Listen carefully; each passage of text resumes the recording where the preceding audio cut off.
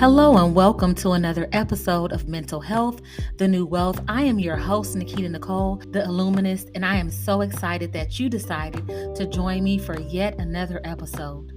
Relationships are one of the most hardest yet important things that we must work at to cultivate. A lot of who we are start from our familiar relationships. We learn and understand how to cultivate relationships, communicate, and relate one to another from the people who came together and gave us life. Whether you grow up with your biological parents or not, the genetics in which they carry and generational ties that they have often create the building blocks for who you are today. It is your job as you grow in adulthood to determine the person that you want to be and what parts of your upbringing you want to keep or discard for optimal growth in living.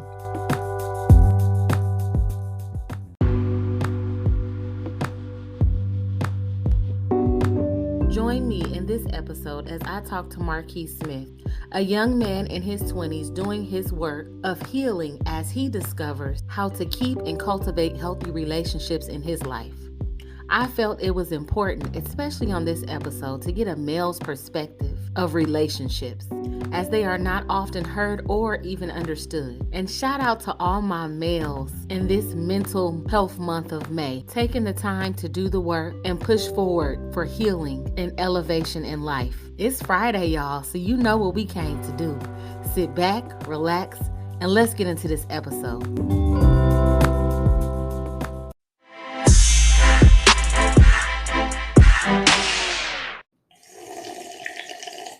And not that either.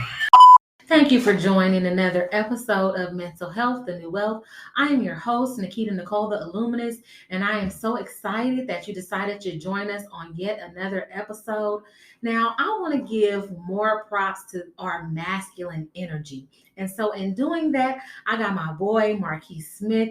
How you doing? I'm good. I'm glad to be here. Thank you very much. That's what's up. I really wanted to get your perspective on this series of relationships because it's very important. I feel like the male voice and male energy is a lot of times overlooked in relationships.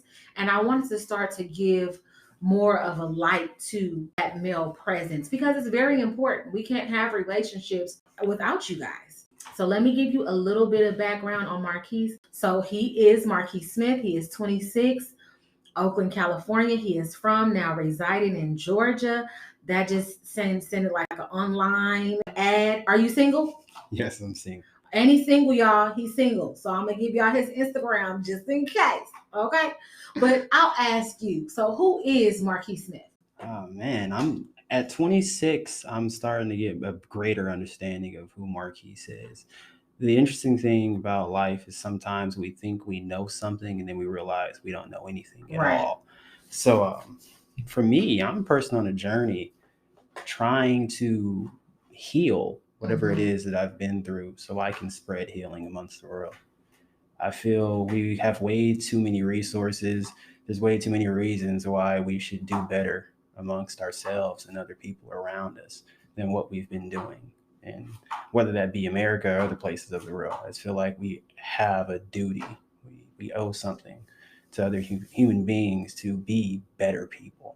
That's so powerful because a lot of us feel like it's other people's fault when really, like you said, we have too many resources not to do the work.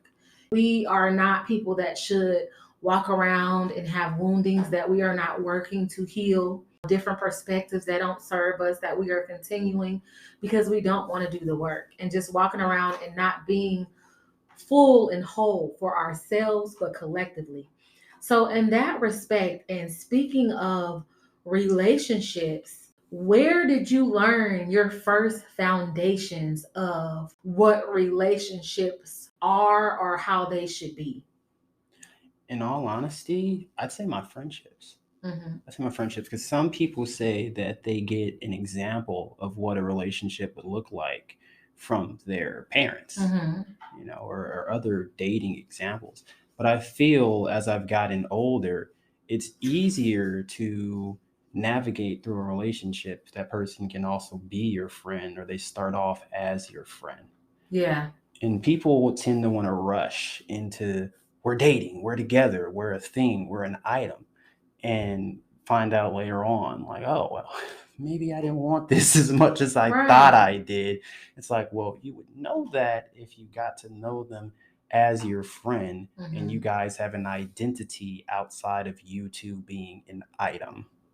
And I feel that will strengthen the relationship for the years to come. If it's like, this is also my friend. I know them as my friend more than just my lover. Right.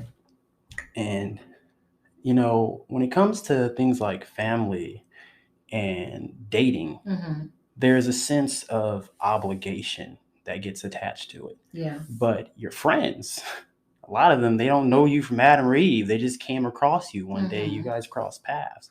And then you mutually decided, hey, I want to be here. Right. Versus, Right. family. And if I'm dating someone, then there's a whole other atmosphere that gets cast upon that. Where it's like, okay, now some of this stuff feels obligatory. Like I don't feel like I'm doing this out of choice. I feel like I'm doing it because I'm supposed to. Right. I have to. But things that you go through with your friends, it's like, no, I'm actively making this choice. It's a different type of love that I feel people should carry with them into their non-platonic relationships.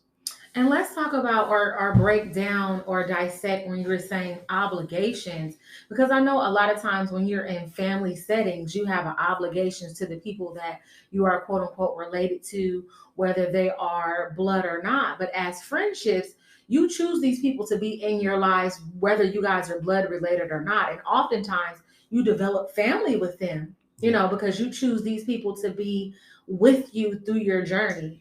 And I always kind of had like an issue. I wouldn't even say an issue, but there's a certain negativity that I feel regarding commitment.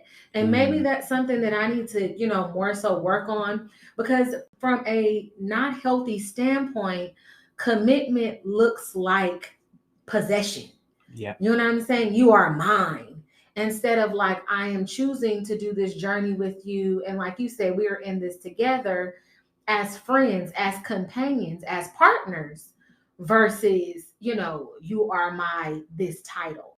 And so, yeah, it's very important, like you were saying, like about the different dynamics, because there is a big difference between the two. And sometimes we're roped into that because we are family. And those are the people that you really kind of don't even want to have nothing to do with for real. But Yeah. I have to kind of stay in this because we are quote unquote related. So it's good that you did learn some of those things from, true foundations of friendships. Something that you said, it ties directly in to the topic of conversation of where I was going to lead, which spoke to me of saying you struggle with commitment in the sense that sometimes it gives off this feeling of possessiveness.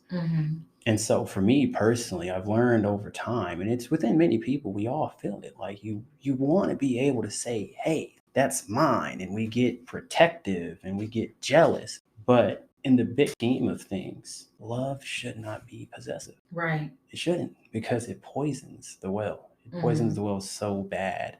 What you have to think about is, yes, we want to become as one, but you still need to have the healthy boundaries of individualism. You are still two separate individuals. We're coexisting, Right. but we do not exist solely for the sake of just this union. It's healthy to have space. And it's funny because I just had a conversation with a buddy of mine about this last night. So they had a tiff with their girlfriend because it was their girlfriend's day off of work. And he was expecting that he was going to get to spend time with her because that was her day off. And so he's so used to the routine of her, like, responding within a set amount of time. And, they get this portion of the day to themselves. And so this was the one day that, despite the fact that she had an off day, she hadn't been quick in response and she decided to partake in another activity. So he got upset by it. And he happened to be like venting to like another friend, but she ended up seeing the conversation. Oh, wow. Yeah. And so from that point, like after she had saw that conversation, she hadn't said anything to him. Like she had went quiet all day. And so he had came in and he's just like, oh man, like today is just not it. And I'm just like, well, what is it? So he had explained the situation to me. And I was just like, I love you. Like, I'm here for you. But And I'm not to say that you're entirely wrong in wanting to spend your time with your partner and you get bummed out by that. But see, the issue is that there's a certain feeling of possessiveness that comes with that. And you have to understand, just like how you're talking about the male perspective, as a male that does everything that he can to show that he is in fact a feminist. Like, I believe in female empowerment and for you guys to be heard, to be seen, to be loved upon, to be treated as equals. So you understand the political climate that we're in right now in all areas of the world, not just America, is that women don't feel properly valued. They don't feel protected. They don't feel heard, and they feel like they're just an accessory or an item, or they feel objectified. And so when it comes to something like personal space, yes, you guys are together, and I understand where you're coming from, but she needs to know that she can have her personal space, and it's okay to think about herself and do for herself things that exist outside of you. Right. That does not mean anything in terms of the fact whether or not she loves you. That just means that she's a human being that requires personal space and personal quality time. And when that moment has been assessed, when that's been handled, she will, in fact, when that time is necessary, when it's the right time, we'll get back to you. Right. So that doesn't mean anything upon your relationship, but how you react to those moments, Right. that says everything. Right. And you don't want this to paint a certain image of you or put you in a certain light that you didn't intend because you had reactionary emotions. Right. You had a knee-jerk reaction to how something appeared or how it felt in that moment. And I don't think that a lot of people, especially in relationships, they use each other like as crutches, you know what I mean? And they don't give each other the proper space or respect to let each other breathe. Has nothing to do with how I think of you as a person, or like you said, even how I love you. I require a certain amount of space. And because you have developed codependency characteristics that you feed in different ways, i.e., in some relationships, doesn't mean that I still don't require my own personal space. A lot of people, I can love you to death, but that doesn't mean that we have to spend each and every moment together. I think that when people spend too much time together, it kind of, like you were saying about tainting, it taints the relationship. I don't have any space to breathe. And then when we're communicating about who we are individually, I really don't have nothing to say, or I really don't have that time because I've been with you every moment of each day. So you really can't ask, well, babe, how was your day? Or what happened today? Or what went on? Because you was there.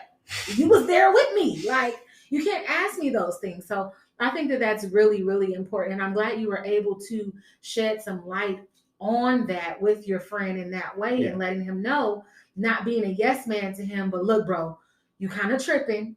Give her some space, and then she will want to be with you. You want to be celebrated and not tolerated. Exactly. Can't wait to see you, instead of being like, damn, he always here, or damn, she's always here. So that's a major point that you made that is important for all of us to understand. Give people space. It's really important, and it's what's necessary in relationships. So, in some of the things that you spoke about so far as your foundation with your friendships, and learning that it was important to be friends first, and us talking about having habits of dysfunctional patterns or codependence, what are some of those things in relationships that you had learned over time that you needed to relearn and able to reshape your relationships for better relationships? Oh man, the name of the game for me really is, I was a very codependent person. I was an extremely codependent person, and the biggest lesson there of coming into this is that your friends, there's a different level of trust that you have with them, and there's a different level of expectation. So they see sides of you that they take in much differently versus, boyfriend, girlfriend, wife, husband, mom, dad, cousins, etc., etc. And sometimes you guys mesh together in some of those sides of yourself, and oftentimes that involves your dysfunctions, the things that you haven't worked upon. And it's crazy that we're talking about it now because just this past December, of last year, I had my best friend because it was funny the way we had bonded. We actually could not stand each other when we first met, but I was close friends with his brother, who may he rest in peace. He passed some years back, but that we weirdly enough we had bonded within that process. We were able to lean on each other, but through that bond, that's what started to form codependency. And so I remember just that last year, like for literally half the year, he had vanished without a trace. And he had said, like, hey, I might be MIA for a while, but I'll hit you when I get back. Now, normally, like, this isn't the first time he said something like that because, he deals with his own mental health. He has his own life. Like I said, being able to respect boundaries and give people their space. I was fine with that. The thing is, I'm used to, like, if I like text, call, something, like I get some type of answer. And he's never gone for long. And so I just looked up and like one day I realized, I was like, damn, it's been almost a month and a half. All right, hey, healing doesn't have a expiration date. There's no time on that. And, dealing with whatever you got to deal with, that's your time. Cool. Right. Looked 2 months. I'm like, okay. 3 months, I'm like, shit, right. You alive? So finally, I sent a message and was like, hey, yo, you good, bro? Like, what's going on? No response. I'm like, okay. I'll wait later in the week, call, nothing. So I'm like, okay, cool. Maybe you're really dealing with some stuff. Next thing you know, 4 months, 5 months. Oh, wow. Yeah. And I'm like, whoa, okay, no, nothing. And then I'm like, I'm messaging other people that mutual friends. I'm like, you talked to them? Nope. And so I remember at one point, finally, I talked to one of those mutual friends. They're like, oh, yeah, I heard from you. You responded to something I said. And I was like, oh, interesting. Right. And then there's that place like, oh, he responded to you? Like, yeah. He talked to you? Yeah. And I'm just like, and so, mind you, I was just going through a lot of transformative phases and transitions in life. Like my grandfather had passed that same year. So obviously there's a lot of instances popping up where you expect to have your best friend. And so literally leaving the state is like, I would like to say my goodbyes to everyone that I have to say goodbye to before I leave. And that didn't even happen. So I'm just like, So now you of course you start to get in your feelings. And so I remember coming towards the end of the year and coming into this year, I had finally like hit like the lowest of the low. And yeah, I got full disclosure. I was literally in a mental facility. And I remember like just like going out of my mind of just trying to pass the time and needing someone to talk to because there was the realization of like, look, Marquis, things are bad, but it's not as bad as it is going on for some of these others like next to you in this space right now. And I was just ready to go home. And so I happened to have his number written down on the list of contacts that they allow you to have. And so finally, like I had called and he picked up. Wow. Yeah. And at this time, how many? This is like 6 months? 6 months. Okay. 6 months. And so we were talking. And of course, it's just like, you want to address the elephant in the room. So it's just like, where the hell have you been? Right. So finally he comes out and says, it's just like, Marquis, this is the realization. Like, yeah, I got, all the love in the world for you. You got all the love in the world for me. But I realized as I was navigating through life and experiencing you navigating your life, we had a very toxic level of codependency upon each other. He's like, I would look throughout like the day, throughout the week, and I know you get busy. Like if I would like call or text if I needed your support or something, I'd get upset if like there was no answer, and that could fuck up my whole week. And I'd be like, yeah, I kind of like did lean on you as like my sole like confidant and like just like provider of support and like the only person in the whole universe that I trusted was the deepest sides of myself. And it did affect me, like the thought of if I didn't have you around, and that isn't entirely healthy. You're right. Wow. And he was like, and I know that if I were to say something to you about this, either A, it would cause you to feel some type of way, or B, talking to you would talk me out of it. He's like, so I had to do that in order to have a healthier sense of living for myself, for this friendship, and for you in turn. He's like, because if I were to say anything about it, we'd still go through the same cycle of that codependency that we're used to doing. I was like, and it just shifted. It caused a shift. I really appreciate you for actually sharing that with me, and like your perspective now being in a better place. Yeah. maybe not completely healed, because we all are healing. Yeah. It is never a done thing, but just sharing you guys' relationship and you guys having that conversation. So, kind of to speak to what he said, how would you think that you would have received it if he would have told you that? He would be the one to determine, like he said, whether you were able to talk him out of it. Mm-hmm. But how do you feel you would have received it if he would have actually, in fact, told you these things? Poorly. That shows in the sense of where I inevitably end up being by the end of the year. I would have received it poorly. I can admit that. I have no problem. And I know that. I know my demons very well. And that's the thing that comes with being able to get into these relationships and it becomes worth something is knowing yourself very well and working on yourself. Mm-hmm. And there, like I said, I thought I knew myself very well. I thought I had it all together. No, I had a lot of trauma from childhood that didn't even stem from like dating. It was within the household. Just the upbringing that I had, and I had a terrible abandonment issue, which is what leads to the codependency. I had a very terrible abandonment issue. So I know that in that moment, that if he were to say it, I'm like, oh, okay, this is just another person abandoning me. I wouldn't have to. And that's mature for you to say. A lot of us develop these dependencies, like you were saying, based off of trauma. And some of us don't want to dissect and do the work to push through those things and unlearn to relearn, because it hurts to look at some of those things and to be able to unpack those boxes that you kind of packed and put away, to really look at what are these patterns, what are the things that I learned in relationships. I can say in my own experiences as well that all of them were not positive. And so to be able to shed the light on that and do the work to be able to be better is totally commendable. And I just really want to acknowledge and appreciate you for doing that work. And let's talk about healthy ghosting. So it's important to speak about ghosting because it's always looked upon as this negative thing. But I have had to healthy ghost a couple of people in my life, and only because it was the most healthiest way to handle a situation.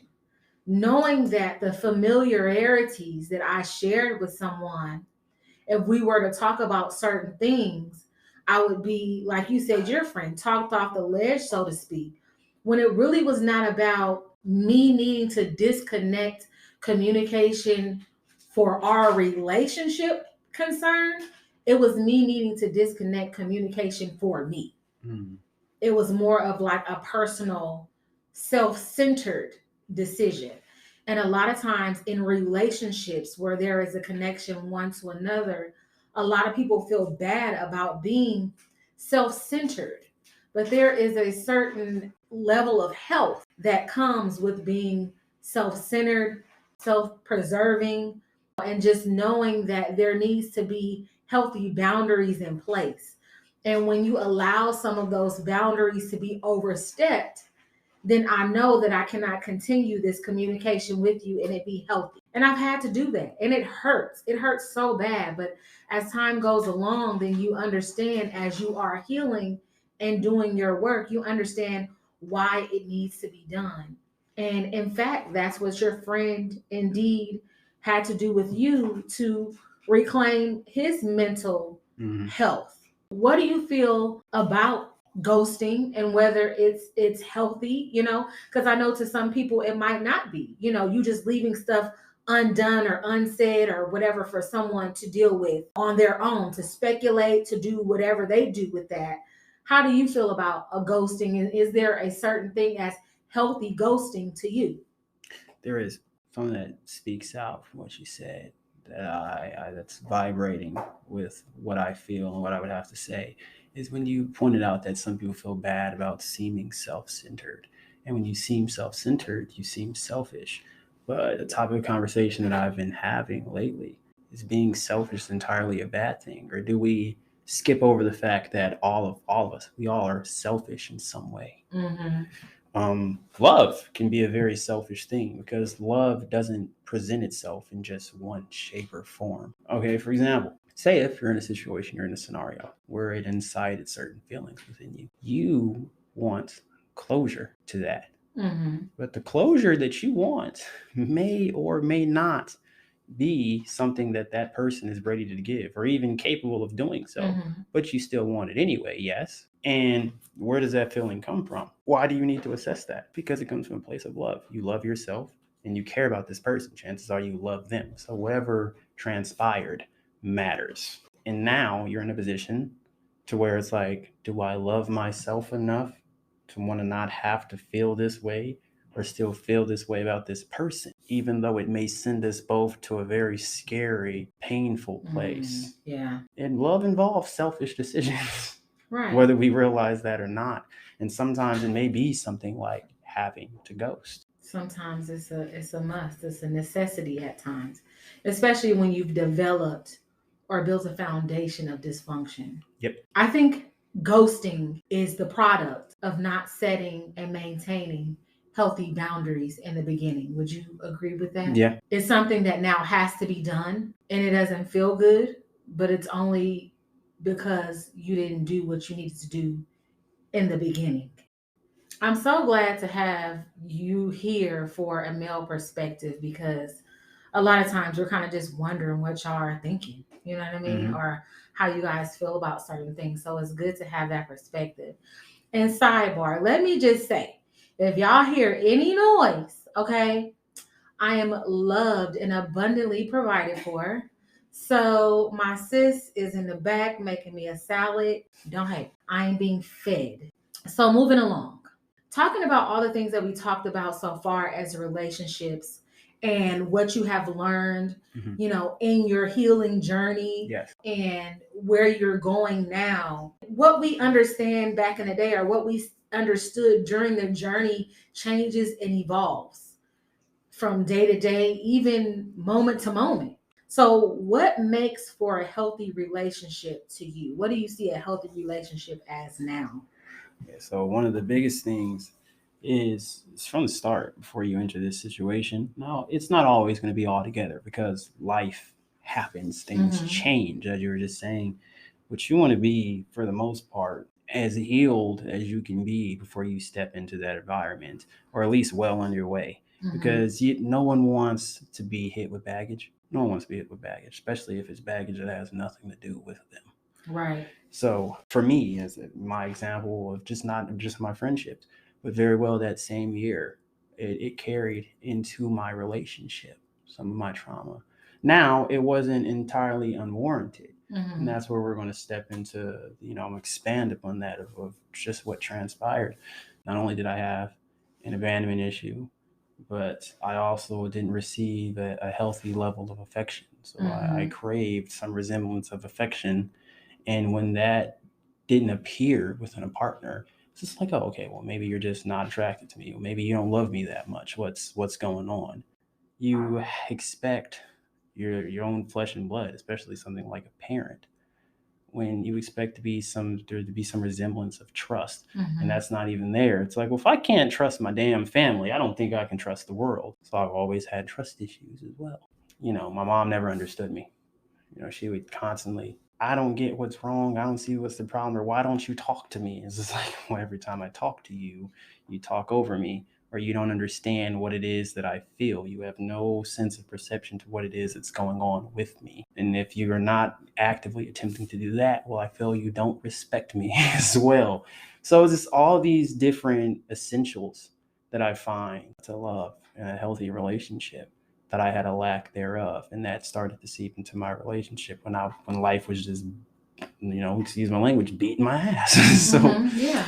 it just made it easier for all of those things to unravel, especially when you have mirrors reflecting the trauma. And then after my grandfather had died, that was a whole other epiphany about family and life. I went to live with my father, and that was a whole nother basket case of problem.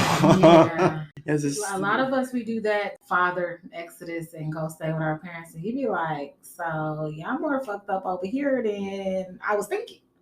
I thought I was gonna come over here for a little solace, and then you get over there and be like, bruh. So that's deep. But I wanted to point out what you said about actively listening, actively being a part, actively wanting to know. It's almost as if you're asking someone in passing, how you doing? And you keep walking. You don't really want to know how they're doing. You're not actively wanting to really seek to understand a person. And a lot of us do that. And we can tell, we know. I don't need to dump my things on you, but if you are to really try to understand me, and so that we can truly connect and have a actual authentic relationship, you would need to actively want to be a part of my life and actively want to understand, regardless of how difficult that may be to you, regardless of if some of that is your fault, regardless of if you don't want to listen to some of the things to you that may be hard.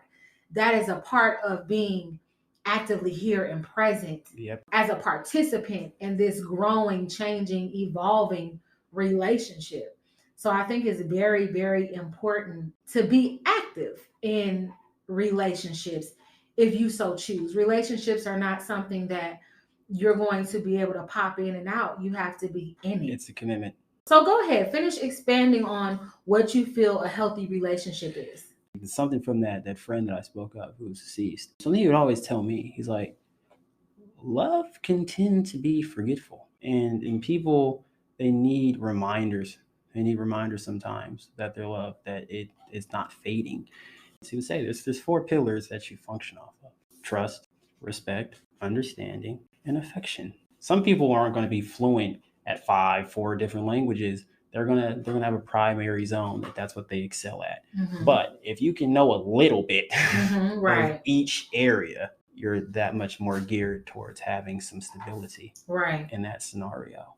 And that's where I had to do all the unlearning of realizing, like, all these areas are weak, because in my most important relationship, that was not a dating relationship, but it's familial, and that forms and shapes a lot of who we are, I didn't receive it.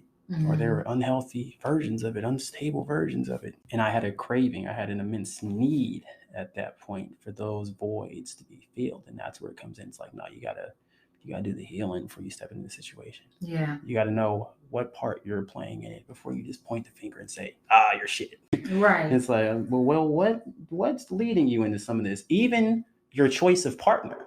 So, it's like, first of all, what can we do without trust? Why am I going to sleep in the same bed, wake up every day, or talk to a person every day that I don't trust? Right. It makes no sense. It makes no sense. I feel like that one's a no-brainer. It's like, I'm living every waking second in fear and full of anxiety and just anticipation, waiting for you to fuck up. If you got to side-eye them, let it go. Either you need to work on yourself with how you perceive others and your level of trust, or they simply not a trustworthy person. Yeah, it's within that past year. Obviously, I'm already going through a heavy rough patch. Like I said, I decided to go spend some time with family on the other side of the country that I don't really see often. Had an abandonment issue. Oh, that was born right there with good old Pop. Like, you weren't there. So I just started just puffing in all that stuff that I had the blinders on to. I was just like, yeah, I've been lying to myself. I've been in denial. I haven't been doing the work. I've been saying that I'm okay with you as if we have some great relationship that we don't. So then that seeped into my relationships. I was always in constant fear that the person was going to leave. I dreaded the thought that they were going to leave. And sometimes it led me to do ridiculous things that were not in the name of loving myself, just for them to stay. Right. I finally came to, I'm being around some of these people now. It's like, of course you want to be able to meet some of your partner's friends and whatnot. And I'm looking and I'm just like, these don't seem like the healthiest, best people to be around. They're very catty. They're very mean in nature, very shady like individuals in some ways. And this just isn't the type of group of people that I'm used to you being around.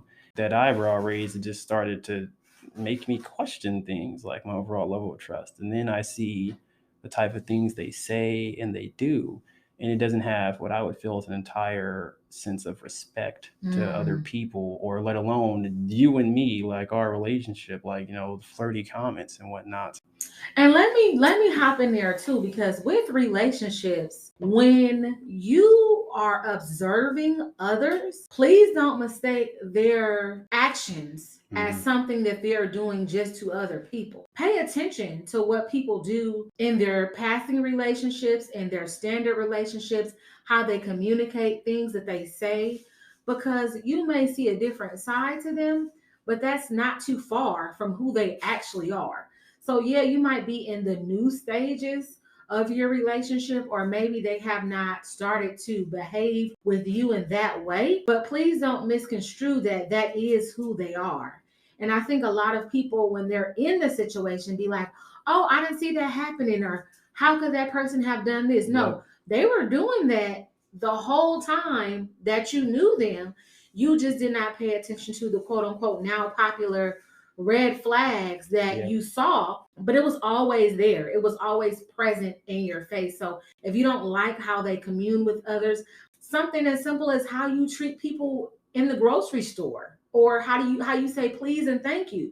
These are telltale signs of a person's character and integrity or lack thereof. Yep. It's true.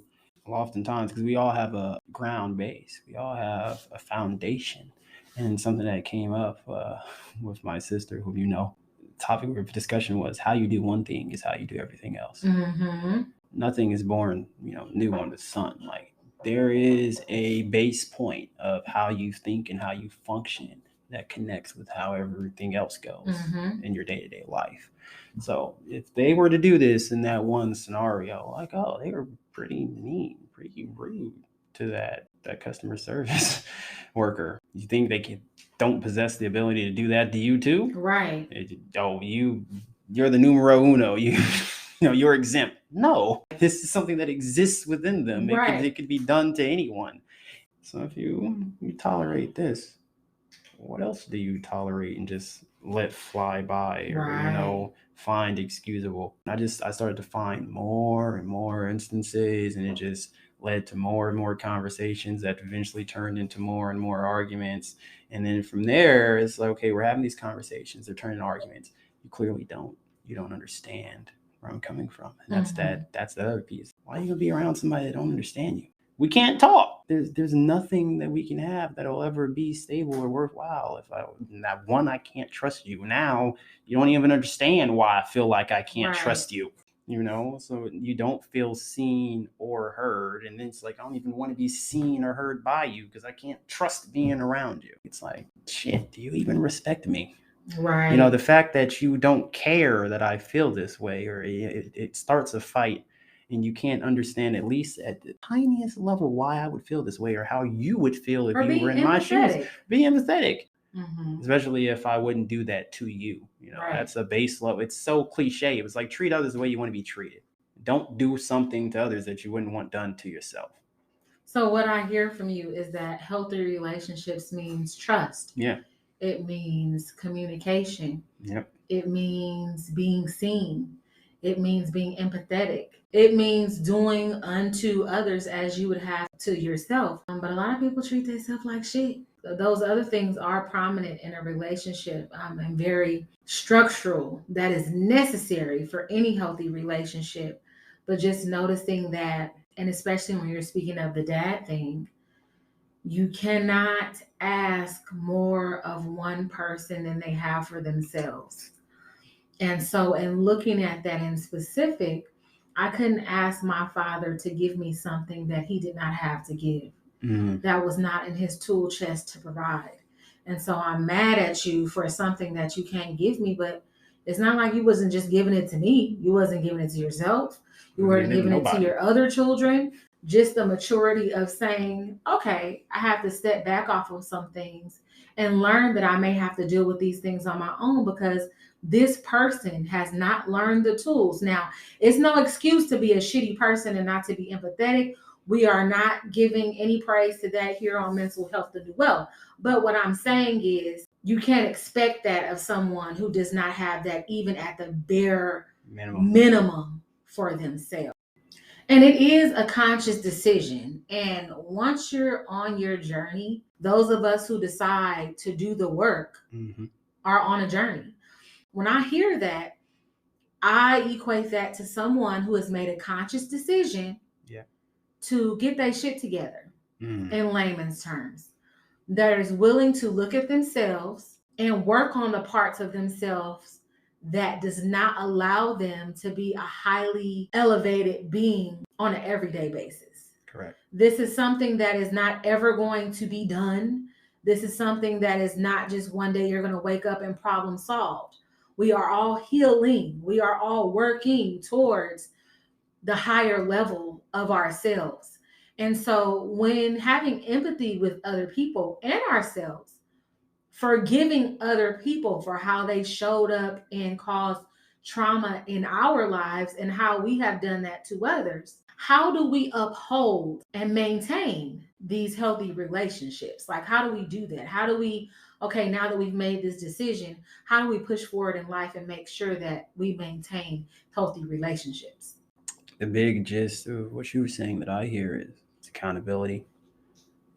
Accountability is so important, and a lot of us, myself included, there's times where we don't hold ourselves accountable, whether that's for where we're messing up or for where other people are messing up, and what we allow them to do, the boundaries we allow them to cross, and how we choose to perceive them. Because it's something I remember, just I say this to people a lot, but it's so true. It's almost anything and everything on this earth can or will hurt you, but it's up to you to choose what's worth suffering for. And so with that accountability, it's just like, all right, is this worth it? Is this something that it's in tune with what I want, what I need, who I want to be, what I should be dealing with? And then every once in a while you get caught slipping and it's not. And you got to pay attention to those moments when you start getting those murky, dark, negative feelings that send you to very terrible places. Are you going to keep sitting here and wallowing in that? Or are you going to get to stepping or do what's necessary to clean off those windows so you can have a clearer perspective? Yeah. And the biggest thing with that is knowing that sometimes you got to walk away. Yeah. That involves that healthy ghosting, and that ghosting might not be temporary. It might be a permanent thing ghost, yeah. of understanding what a person can or cannot provide.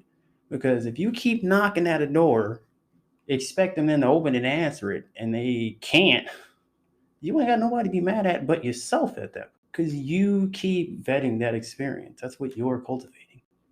I do totally wholeheartedly agree with that. I would say, so far as how we uphold that, is like you said, accountability for ourselves, holding other people accountable, and communicating that. Yep. And a lot of us, I know, in early stages, we have not learned the words or found out the ways in which we should communicate hard things or things that might not be flowery and fluffy and easy, but in saying, you hurt me in this way, and not pointing the finger, but letting you know so that I can then go through and heal within myself.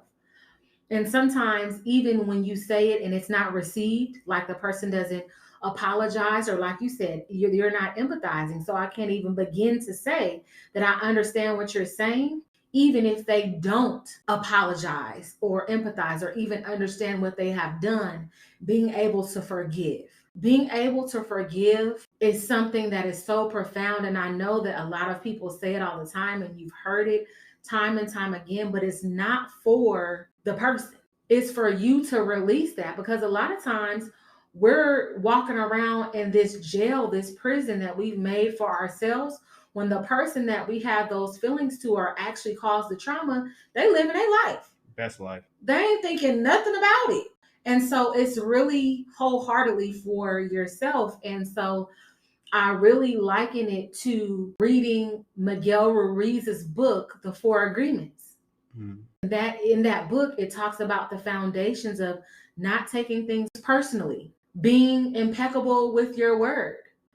Is so profound. And just these little keys to live by is important, because we put a lot of our baggage onto other people, expecting for them to be the cure, our savior, when expectation's the killer oftentimes. Right.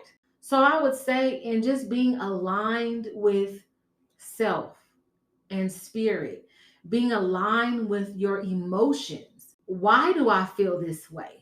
What in that situation made me feel this way? What part of that is warranted? And what part of that is past trauma that I'm still working with? And once we are able to do that, I think that we are able to show up better for ourselves and others. Mhm. So thank you so much. I just really appreciate your openness, your transparency, and sharing. I'm glad that I got me some more masculine energy on the show. Hey, Thank you. tell the people how to connect with you. Tell the people how they can find you, and if they would like to chat or talk to you or whatever the case. How do they find you? I know a lot of people use Instagram nowadays. If that's your go-to, message me intellectual_visionary. People don't know how to spell. Spell that, please. INTELLECTUAL_visionary VISIONARY. You find me on Facebook. I have no problem saying my government name, Marquis William Smith, Oakland, California native. So Hey, Bay where Area. you from? Bay Area. Hey. So you see a tall brown man, and it says Oakland, California, in the backdrop of a flower. Then the chances are that's me. Like I say, if you connect with me on there or you decide to make one, just to reach out to me. If you have another form of contact you prefer to use, I have Discord as well, Snapchat. We can go through all those whenever we talk.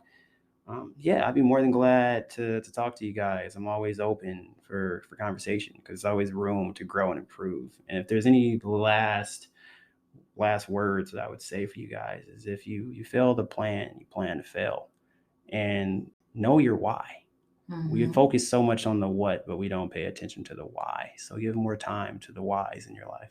We definitely have to pay attention to those whys because that is what fuels us on an everyday basis. And when the going gets tough, your why will make you stick in there and thug it out and get the results that you desire. So I hope this episode was able to help you to gain clarity on relationships. And like I said, I'm glad to get more masculine energy to speak on their relationships and how they feel about relationships and different things that they have learned in the relationships that they have had in their lives. I appreciate you, I honor you, and I thank you for doing your work. And as you all are doing your work on an everyday basis, making sure that you are pushing forward to be the best that you can be, always remember your mental health is the new wealth.